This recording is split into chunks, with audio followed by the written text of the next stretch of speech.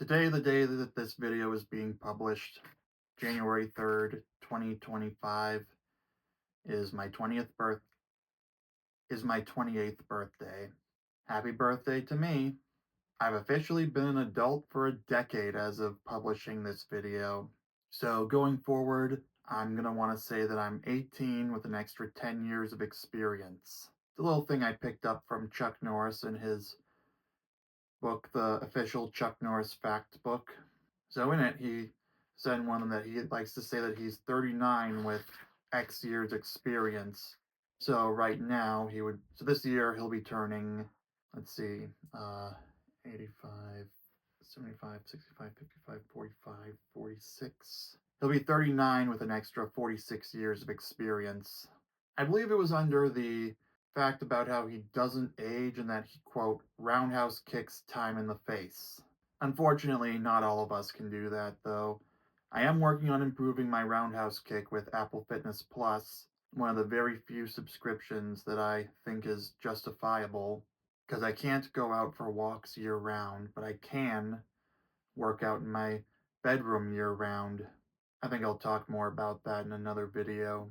I might have said something about it in my relationship with fitness video, but I'll probably bring up more stuff about that or how I figure it out. But anyway, yeah, it's been a wild ride. It's been a wild decade of adulthood, which all began with me finishing Avatar: The Last Airbender on the Saturday at the tail end of my high school winter break. So it would have been about a week and a half off up to that point because we got out on the 23rd in 2014, and then 8 days through New Year's Eve, 9 New Year's Day, 10 January 2nd because they had nothing else going on, or it would just be really impractical to bring everyone in for one day. Hey, I didn't make the schedule, but yeah, that's where it all began. I got a burger and onion rings delivered from someone, a local place that's now been bought out and replaced by a different local place whose pizza is, I did I'll admit I don't care for it as much as the original local place. And that's why I don't regret my decision to abandon restaurant food entirely. So, yeah, the first few months of my adulthood were just finishing up high school. I really wanted to get out of finals, and I could do that by having at least a B average throughout the entire year, and then a B at the very minimum for the final term, and then I would be pardoned from the final. So I did everything I could to make it happen.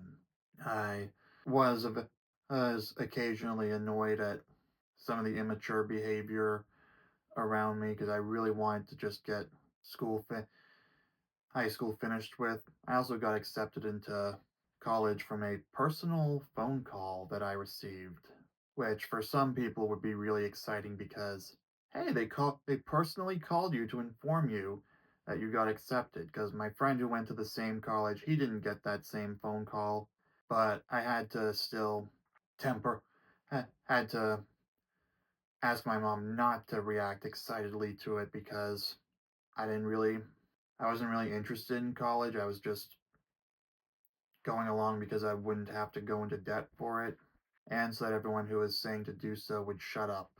Yeah, the first 5 months or so were dedicated to that. And then I went through college, which will be a different video unto itself about that experience. And then after college, literally 10 months later, was the pandemic.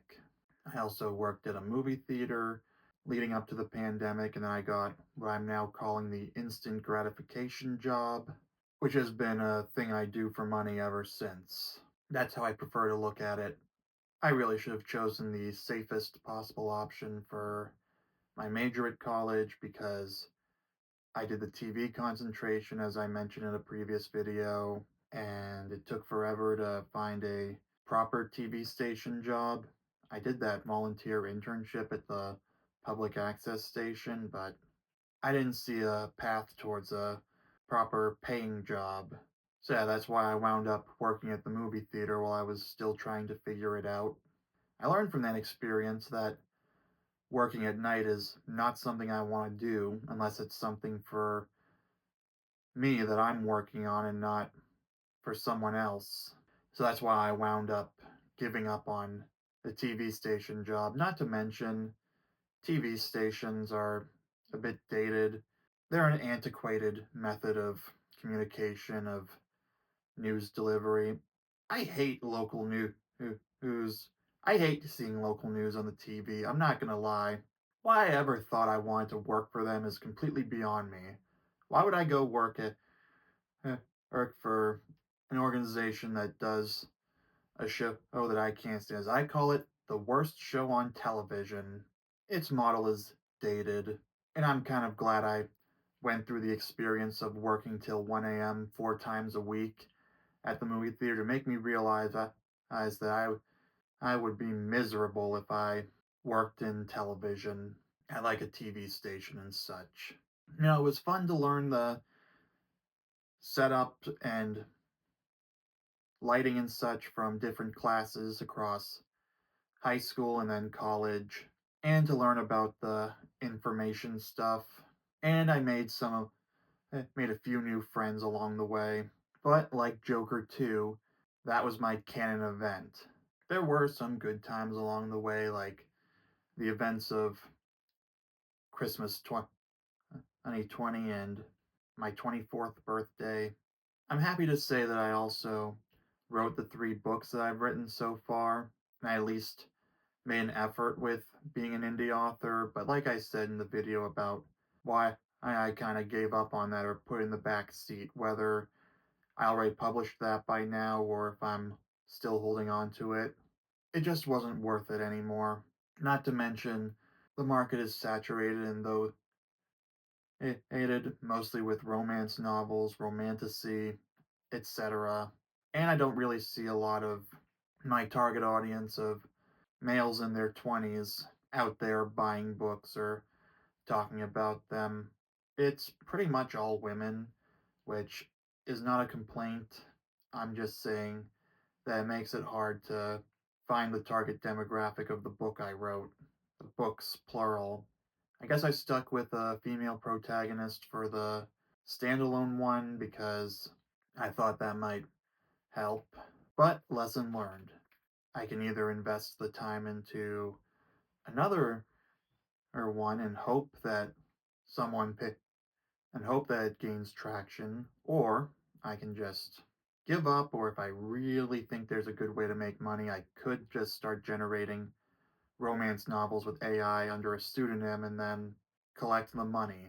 Or I might touch it up a little, mostly to eliminate any references to alcohol consumption or any casting it in a good light, because in the fiction I've written, I refuse to show alcohol in a good light.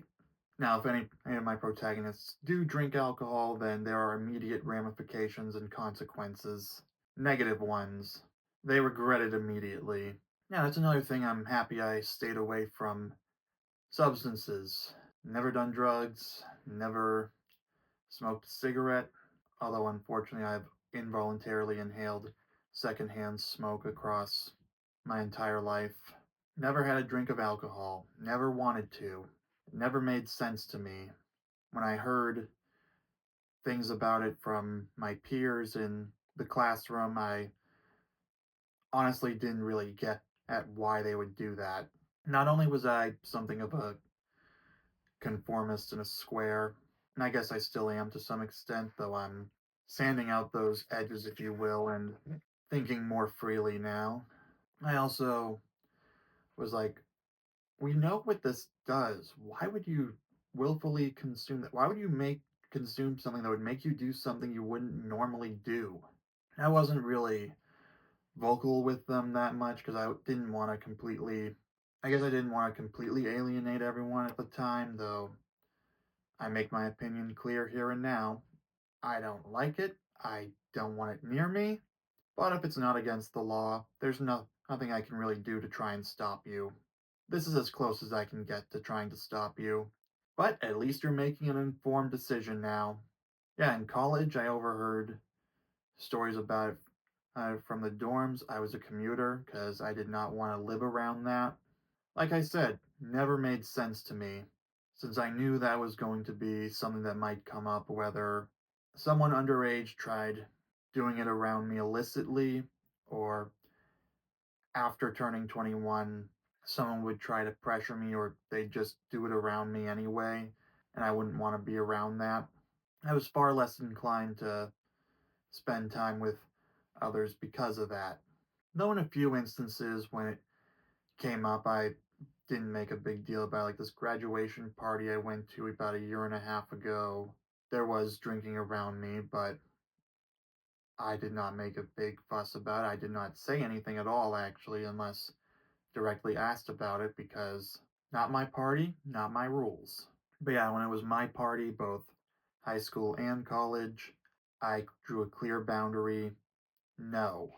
Either no alcohol or no party. Plain and simple. Honestly, you could probably say I'm a little too good. I've learned I'm a little too good at drawing boundaries and enforcing them. But yeah, I'm happy to say I've never been tempted and I've never been swayed. At worst, I do enjoy junk food a little too much, but I'm doing better on that. Gonna do better on that going forward for the next decade of adulthood and beyond. At the moment, I'm finishing up some stuff I have in my kitchen, but once it runs out, I'm not resupplying it. I think at most I'll probably stick to buying a party-sized bag of M&Ms and M's and then mixing in a quarter cup or half a cup, depending on which which amount ends up being better in the long term. I literally threw out more than half a case of Pepsi and then redeemed the cans so that I wouldn't have the supply anymore. And I shall not be tempted to buy ice cream unless it is at a steep discount through Star Market's For You deals. Like I'm talking, say, a $3 pint of Ben and Jerry's. I shall also work out daily. So after I record this video, I am going to do today's Apple Fitness Plus workout.